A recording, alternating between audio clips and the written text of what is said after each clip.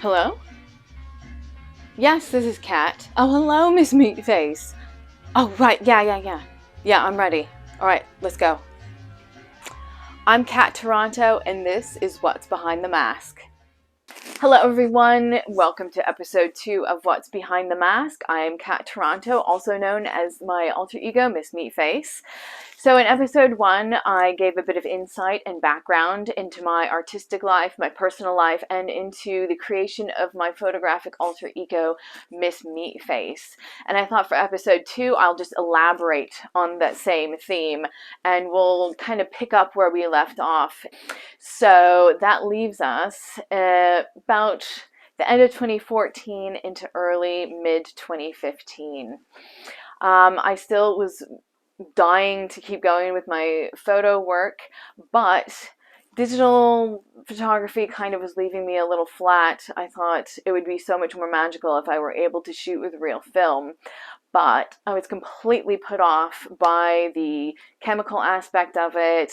I couldn't afford to have a dark room. I didn't have the space to have a dark room. A friend of mine suggested that I try out using vintage Polaroid cameras, which I thought was a titillating idea. And also, I was obsessed at the time with creating double exposures. And luckily, the Polaroid Spectra camera, you were able to take in camera double exposures, double, triple, whatever, however many exposures you wanted, which was enticing to me. So I went onto eBay and I found a vintage Polaroid Spectra camera, which is actually this one right here. Da-da-da. Yes, my trusty Polaroid Spectra camera that has not let me down yet. So I started experimenting, doing self-portraiture with the Polaroid Spectra. And as an example, the Polaroid Spectra film, they're actually much more rectangular. They're like landscape compared to the Polaroid 600s here. So it was a lot of fun playing around with being able to make double exposures. And of course, I was continuing with the self-portraiture work. In the meantime, my personal life was in a bit of a upheaval. And I was extremely depressed at this point. I felt like my heart was getting ripped to shreds and pulled this way and that. And I found myself in a very dark place around mid-2014 going into spring of 2015. I had moments where I wanted to kill myself. I wanted to hurt myself. I was not being kind to myself at the time. So, and I knew full well that this was not good for me. I was like mindful of the fact, and yet it was so difficult just to deal with everyday life that it was all I could do to keep myself from, actually killing myself or harming myself in any other way. And I came to the conclusion that I will just continue doing self-portraiture and expressing these feelings of depression, sadness, anger, etc. through my self-portraits. So in doing this, I started to teach myself special effects makeup. So in the images, I could give myself black eyes, bloody noses, gashes across my face in order to express the horrendously visceral, shredded up feelings I had inside. And at one point, the same friend who had suggested that I pick up Polaroid cameras and give them a try, I was talking to her and I said, wow, I've started posting these self-portraits on Instagram, and it's weird, like I'm getting this amazing response from them. And she said, wow, that's really interesting. I said, yeah, I think I might actually change the name of my Instagram from Kat Toronto to Miss Meatface, because at that point, that was kind of the running joke between me and her, is that, oh yeah, this new character I made up, Miss Meatface, because her horrible bloody face and wounds, etc. So it was like, oh yeah, yeah, she's getting such a response. Maybe I'll just, start using the name Miss Meatface for my account, my social media, and everything. And we were just kind of laughed about it. But it actually, that's kind of what happened. I decided at one point that I would just change the name of my Instagram to Miss Meatface and start a Facebook page and a Twitter. And I received such an amazing response from people, from this persona that had grown out of my own personal sadness and loss and grief and anger. And here she was, larger than life now, kind of taking over my life and ultimately helping to keep me alive. She kept me from actually harming myself or killing myself. So that's the magic of Miss Meatface right there. Without her, I feel like I don't know where I would be now, or would I be here now? So that was a pretty amazing, an amazing moment to realize that here I was with this crazy character, but she had actually kind of taken over. All of the early Miss Meatface work was done with vintage Polaroid cameras. I'm lucky that at the time I lived really close to an amazing thrift store, and I was actually able to acquire quite a few vintage Polaroid cameras that I have added to my collection and that I use for Miss Meatface. But I kind of wanted to go into specifically why I use Polaroid cameras, the vintage Polaroid cameras, and the models that I use. So what initially drew me to the Polaroid Spectra camera in particular was the fact, like I said, it could take double exposures in camera, which was a lot of fun, and totally fun experimenting with that. Also, I liked the wider aspect ratio there for it, as compared to the 600. But another good reason that I wanted to use the Spectra was because it has a self-timer in the back. Not many models of Polaroid cameras have the self-timer, but this, as you can see right here, right there, that is the self-timer of the camera. And that comes in mighty handy when you're doing self-portraiture. But I'll tell you, it could have, well, it was, not it could.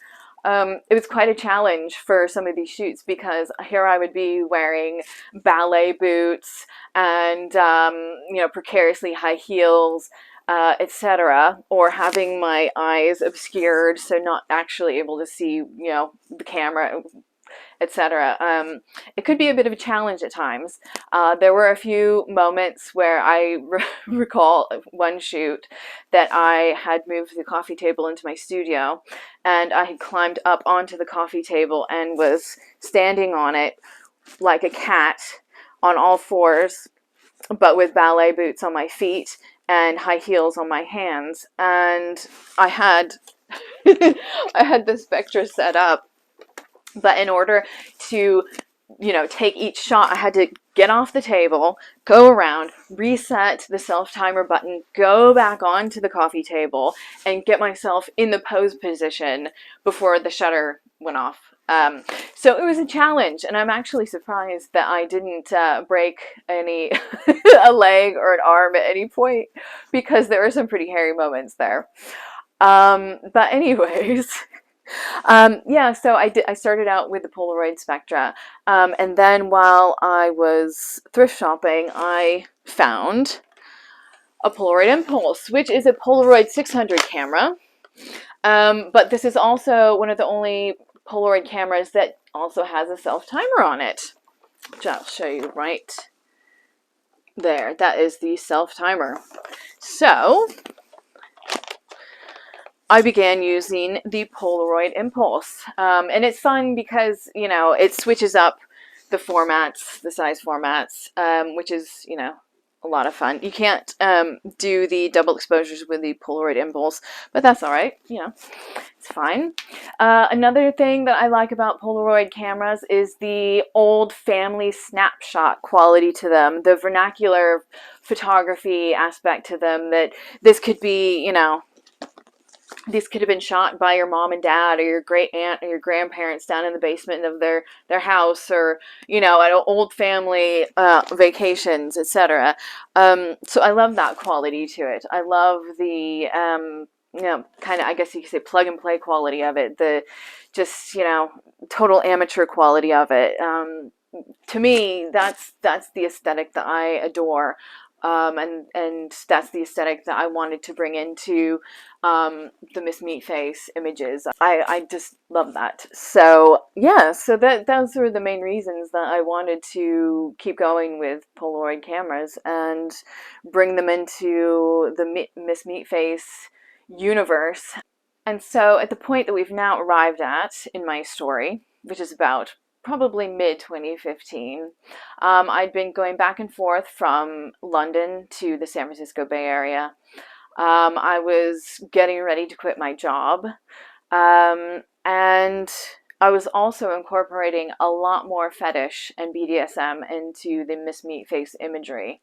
This was mostly in part due to due to the love of my life, that I had met in early 2015 and ultimately ended up moving to the UK to be with.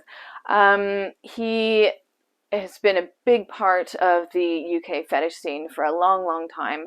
And it was through him that I was introduced to so many lovely people over here in the UK and involved in the fetish scene: latex designers, performers, artists, you name it. It's been an amazing time, the last 7 years, getting to know everybody, and it's really enriched my life personally as well as artistically. And so in 2015, when I started coming over here and I was getting exposed to all of these amazing people and influences and inspirations I'd never seen before, and my partner, he was a huge, huge factor in introducing me to so many inspiring vintage latex magazines and fetish magazines, and just people that created, that were editors of these magazines that I would have only dreamt of knowing back in my teens and early 20s. And here I was now, meeting all these people and becoming a part of this culture and this scene. That's hugely, hugely inspiring for me and for Miss Meatface. So this brought a huge, huge wave of the fetish imagery into my work from that point on. And I think it might be a good point now to actually wrap up episode 2 and save this whole new chapter, this new fetish chapter, for episode 3, perhaps. And I hope that you will join me for episode 3. And if you enjoyed this, please hit the subscribe button. And also, you can find me on Instagram, TikTok, Facebook, Twitter, and also on Buy Me a Coffee if you feel so inspired. I would love it if you could donate towards a pack of film for my next shoot, because film is super expensive now. And yeah, any little bit helps, and it's much, much appreciated. So that's it for now, and I'll see you on episode 3 for What's Behind the Mask with me, Kat Toronto, aka Miss Meatface. Mwah!